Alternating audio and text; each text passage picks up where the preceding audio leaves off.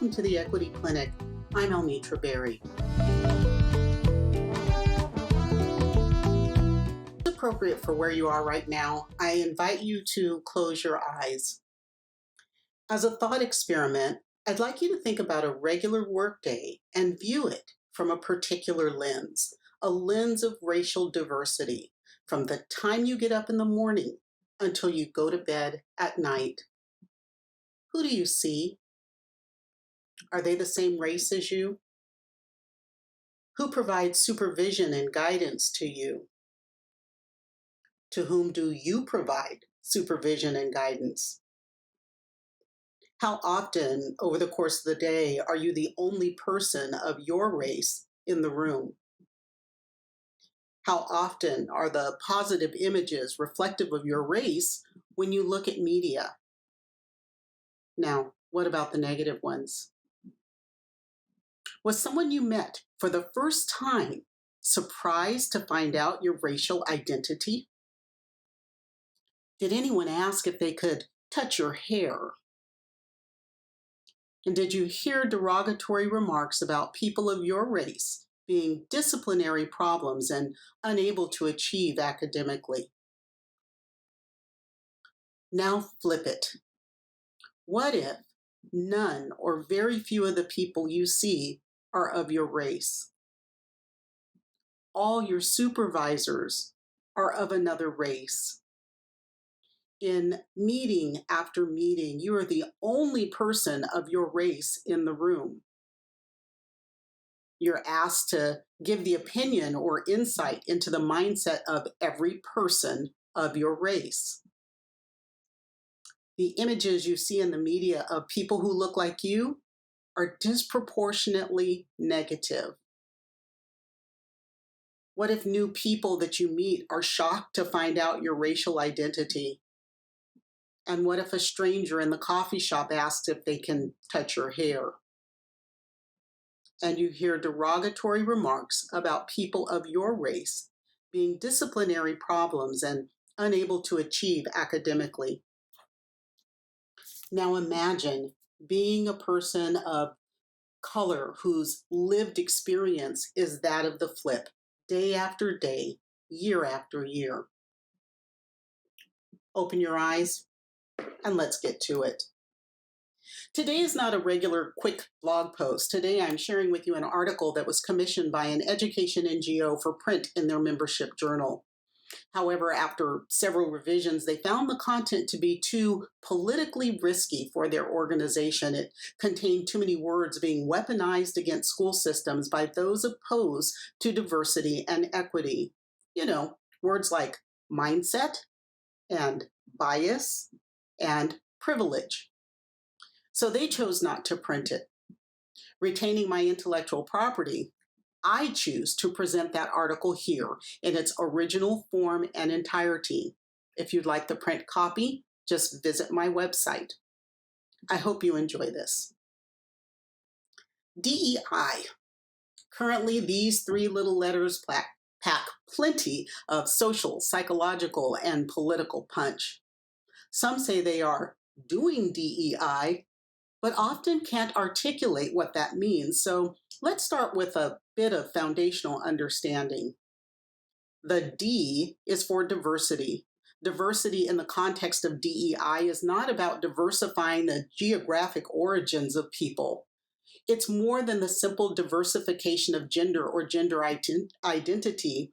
And it's certainly not simply a diversification of alma mater or school of thought. This D is about diversifying a group's racial and ethnic composition. And for this conversation, the group is made up of those who stand before our children every day to teach them to become productive citizens and lifelong learners, as well as those who hire and supervise those people. And they are those that decide which disciplinary actions against children are called for and meted out. The E is for equity. Equity is simply freedom from bias against or favoritism for This includes freedom from discrimination against any racial or ethnic group and freedom from favoritism for any racial or ethnic group. Equity is about fairness and impartiality. The I is for inclusion. Inclusion is a mindset, a culture. It's a state of being where everyone feels a sense of belonging in your school. Inclusion is much more elusive than diversity or equity because those things are a matter of policy and planning. They are matters of structure and restructuring to meet specific goals and indicators that readily, quantitatively measured. Think key performance indicators. Inclusion is a matter of people's feelings, emotions, and psychological states. Inclusion is a matter of culture. And reculturing is much more complex and time consuming than restructuring. Still, creating an inclusive district must be done for the children. Why diversity matters in faculty composition. I'm a Black woman. I grew up in racially diverse neighborhoods and attended schools with a very racially diverse student composition. I was in the 6th grade before I had a teacher of record who was a person of color, Mrs. Brown, who was Black or African American at Madison Elementary School in Stockton, California. Then in 7th grade, I had Mrs. Lopez, my Latina science teacher. And finally, in 10th grade, I met Mr. Huey, my Asian geometry teacher. I sat in the classrooms of those 3 outstanding educators between 1974 and 1979. I can't name most of my K-12 teachers off the top of my head, but the experiences in those classrooms were meaningful enough that I can. There was an intangible difference in their classrooms that, as an adolescent, I probably couldn't have named. For children of color, seeing people who look like themselves as teachers and leaders has a profound and lifelong effect. Research informs us that access to same race ethnicity teachers is a critical resource for supporting the educational experiences and outcomes of Black, Hispanic, and other students of color. Teacher mindset explains some of this.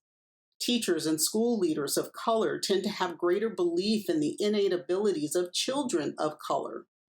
As a result, they do not hold negative implicit biases against children of color as frequently. From a socioanthropological perspective, the intellectual denigration of children of color is a mechanism that affects the collective efficacy of children of color. The constant criticism of the so-called underachievement of children of color creates a mindset that children of color cannot learn. It creates a mindset in adults that learners of color will not learn or are not worth the time and effort to teach them so that they may. In truth, children of color's actual innate abilities are no different from those of white children. Intellectually, we know this. Psychologically, implicit bias overrides the facts. Our country has created a system of public education in which 79% of all teachers are white. Yet they serve in a system where 55% of students are of color. You needn't look hard to find disproportionality and inequity in academic and disciplinary outcomes. The achievement gaps are fueled by provision gaps that occur when we allow the mindset, the culture, that children of color are less capable of learning. But research tells us amazing things about the impact of teachers of color on outcomes for students of color.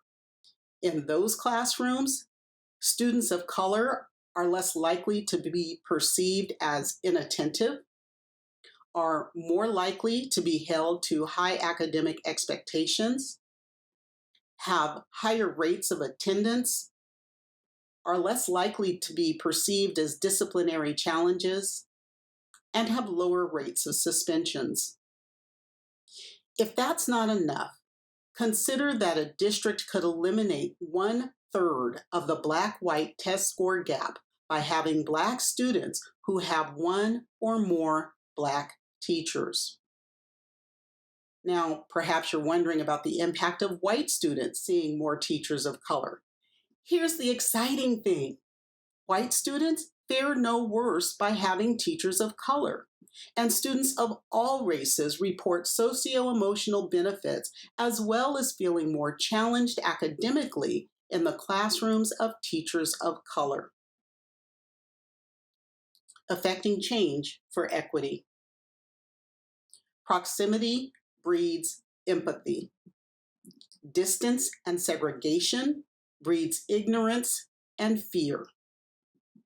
When your teachers reflect the diversity of races and cultures of your learners, the understanding, compassion, and cultural awareness they bring into their schools and classrooms result in more inclusive spaces.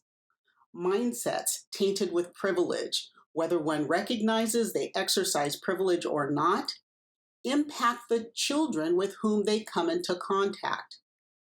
As a leader, it will take courage to run counter to the calls of those who would have you think that DEI is something that it is not, to have you believe that working to increase diversity is reverse racism. That is the voice of privilege. And when you are accustomed to privilege, equity feels like tyranny. The challenge is quantifying equity when it comes to people, particularly in the recruiting, hiring, and retaining of people who have a tremendous impact on our children's everyday lives and life trajectories. Employee recruitment, retention, development, and advancement are the most critical components of a district's success in becoming an equity leader. Human capital in an equity-focused organization is a matter of having the right people in the right positions, skilled in doing the right things to produce the outcomes leadership desires. Recruitment of new talent means more than filling open headcount. Hiring the right people means developing and implementing practices that address the inequities currently present in your district. School board trustees should enact policies that require their HR departments to go beyond the existing HR recruitment and retention best practices. Superintendents should demand professional development to help recruiters and supervisors eliminate implicit bias from decisions about hiring and advancement. Seek out teachers and leaders from institutions with greater racial and ethnic diversity levels, like historically Black colleges and universities. Leverage educational affinity organizations like the National Alliance of Black School Educators at www.napsi.org and the Association of Latino Administrators and Superintendents at www.alasedu.org. What you can do. You can easily tackle this first recommendation at the local level. Districts can work towards establishing internships or teacher residency programs. Research reports from the Brookings Institution and the Education Trust, based on data from the Survey of Consumer Finances, validate the historic race-based economic inequities in the U.S., resulting in teachers of color more likely to graduate college with debt than their white peers. Residency programs allow teacher candidates to work as classroom teachers while completing their certification. For example, I myself worked as a long-term substitute while finishing my first teaching credential. That was my district's approach to residency. It gave me the financial stability to finish that first credential without additional student loan debt. It also kept me from taking a job in the private sector that might have paid more, but would have kept me out of the classroom. A second recommendation is to create teacher pipelines from within your communities. You have two pathways here. The first pathway is akin to a middle college model. Districts can create high schools of choice that offer a 9-12 curriculum inclusive of coursework focused on pedagogy and socio-emotional support. Partner with a local university so that juniors and seniors can enroll in college credit courses in an education major. Follow it up with fellowship programs to provide full scholarships for historically marginalized high school students to complete a teacher preparation program. Several models exist. They're even planning a middle school in Brooklyn where those high school pipeliners will begin student teaching. The other pathway is to grow paraprofessionals and other non-licensed staff into classroom teachers. Again, this calls for a partnership with a local university and perhaps working with your state legislature. Check out the Multiple Pathways to Teaching program at the University of Minnesota. I'll leave a link down in the chat. The third recommendation is to create new or improved structural and cultural systems. These systems would provide specific training and support for teachers of color who face disproportionately higher attrition rates, are more frequently challenged about their teaching styles, and are assigned more extracurricular duties than their white peers. In my first 2 teaching assignments at a middle school and a comprehensive high school, I was the only teacher of color. Yet the student population was bordering on becoming a majority of color. It can be professionally and culturally isolating to be in those assignments. Affinity groups are a start. Professional learning on cultural competence for every member of faculty and staff, and further training for principals and other administrators will help recognize and address issues that may arise. The final recommendation requires a coalition. Take a look at your teacher certification exam. Some states require candidates pass the praxis, yet it is estimated to screen out almost half of the candidates of color, compared to about 27% of white candidates. Like many other standardized tests, it is a widely held belief among academicians that the praxis is culturally biased. Results show wide gaps between candidates of color and white candidates. Work towards finding alternate ways for candidates to prove their competency in the classroom. Knowledge and mindset check. Working to change mindsets and shift cultures takes time. First, look at where you are as a district. Set a vision for what you want diversity and equity to look like in your district. Create reasonable but audacious goals for creating a diverse faculty in an inclusive culture. Then prioritize those elements that will result in the most significant positive impact. As you go about the work, consider these 5 questions on the impact of recruiting, retaining, and mentoring educators and administrators of color in your district. 1, how many students are positively impacted by diversifying the faculty? 2, if we prioritize diversity in recruitment and retention, to what extent will it contribute to our district's goals?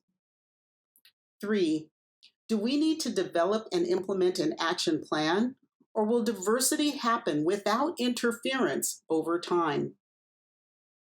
4, how big is the gap between our current state of diversity and our desired state? And 5, to what extent would recruitment and retention of faculty of color positively impact other areas? Then consider 1 question on feasibility. To what extent is the district willing to commit to creating and supporting systems to actively recruit, retain, and mentor the teachers and leaders of color in our schools? Thanks for listening. Don't forget to like, share, and subscribe.